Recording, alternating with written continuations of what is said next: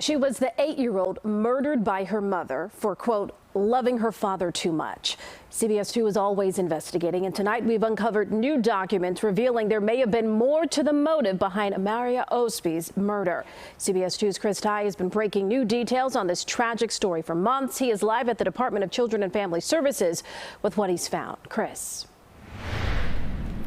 Erica, Amaria was murdered at the age of 8, but she had been on DCFS radar since the age of 3. The Department of Children and Family Services admits several rules were not followed in this case, and some employees were reprimanded as a result of it. But now we are learning that there may have been a different story told to the public versus what that mother now charged with murder was told. Last May, Amaria Osby was 8 when her mom tried to get her to drink bleach, later admitting to suffocating her with a plastic bag because she loved her father more. I love you. Just hours earlier, Amaria and her mom, Andrea Hagler, were visited at their uptown apartment by state child welfare workers from the Department of Children and Family Services, an office that failed to even try to make contact with them for 60 days after a neglect call on Amaria came in last spring. What do you make of that? 60 days. 60 days, honestly, a slap in the face. They could have got her. They could have got my daughter.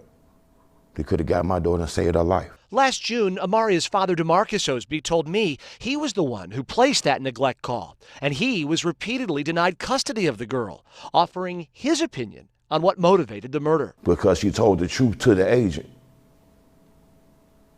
She told the truth. She didn't lie. What truth did she tell? That my mother was beating her. But this report, obtained by CBS 2 from the Cook County Medical Examiner, sheds new light on what those agents saw and said to Amaria's mom hours before the crime. According to family members, the ME's report says Osby's mother had a meeting with the Department of Children and Family Services, and Osby was going to be taken away from her mother and placed in the care of another guardian. If true, it flies in the face of the Department of Children and Family Services version of events this June, which read an investigator visited the family and spoke with the mother and child. There were no noted concerns for physical abuse or neglect. We asked DCFS if they stand behind that June statement, and late Tuesday they told us if the investigator determined the child was in danger, DCFS would have taken custody immediately. DCFS does not speculate on future actions during an ongoing investigation, and in this case, no decisions had yet been made. Both the DCFS worker and supervisor on the Amaria case were pulled from child care services duties. One of them has now been put back in the care of children and caring for kids. The other one, we don't know. DCFS wasn't able to put a finer point on that for us tonight. Amaria's dad did not want to speak with us tonight. Her legal team, her family's legal team, says they just received today the same documents that we received today. It's too early yet for them to comment.